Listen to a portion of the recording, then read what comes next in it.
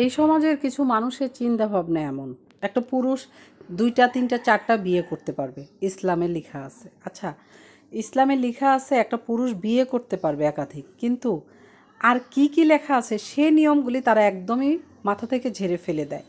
একটা পুরুষ বিয়ে করার পরে প্রথম বউ বাচ্চার টোটালি খোঁজ নেয় না, এটা আইনগত এবং সমাজগতভাবে কোনো ব্যবস্থাও নেওয়া হয় না। এইভাবেই পুরুষরা বেঁচে যায় এবং বিভিন্ন নারীদের এবং নিজের সন্তানদের জীবন নষ্ট করে দেয়। দ্বিতীয়ত হলো, পুরুষ নামাজ কালাম নাই, সপ্তাহে একদিনও হয়তো বা শুক্রবারে নামাজ পড়তে যায় কি না কিছু পুরুষ সন্দেহ, কিন্তু তারা বিয়ের অজুহাতটা খুব সুন্দর করে মানুষের সামনে, এই হাদিসটা খুব সুন্দর করেই বলতে পারে, কারণ এখানে শুধু তার স্বার্থ, মানসিক শারীরিক সব স্বার্থ আছে বিধায় এই হাদিসটা সে খুব সুন্দর করেই বুঝে, কিন্তু হাদিসের পিছনে যা কিছু আছে সব ভুলে যায়।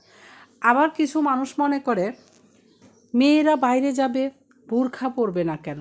বোরখা পরবে, তাহলেই হলো পর্দা।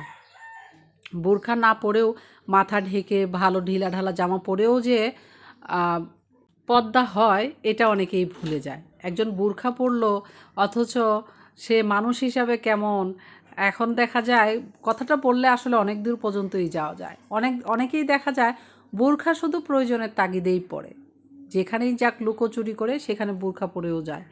এটা কি আসলে ঠিক? বোরখা না পরেও পর্দা হয়, নিজেকে ভালোভাবে গুছিয়ে ঢেকে রাখলেও পর্দা হয়, কিন্তু ওই যে সমাজের কিছু মানুষ 2টা জিনিসেই মনোযোগ বেশি দেয়। একটা পুরুষ একাধিক বিয়ে করতে পারবে এবং নারীরা বোরখা পরলে ইসলামের যত নিয়ম নীতি আছে সব হয়ে যায়।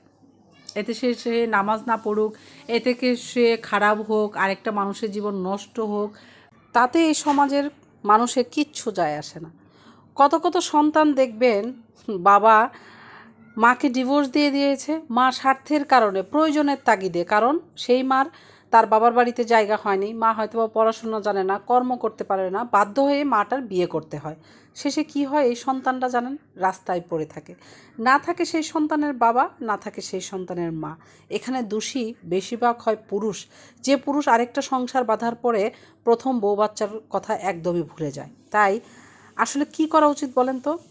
যে পুরুষটা বিয়ে করবে ওই পুরুষটা অবশ্যই আইন এমন ব্যবস্থা করা উচিত যে তুমি একটা কেন 10টা বিয়ে করো ভাই, তোমার সন্তান যার কাছেই থাকুক সেখানে তোমার খরচটা ঠিকমতো দিতে হবে।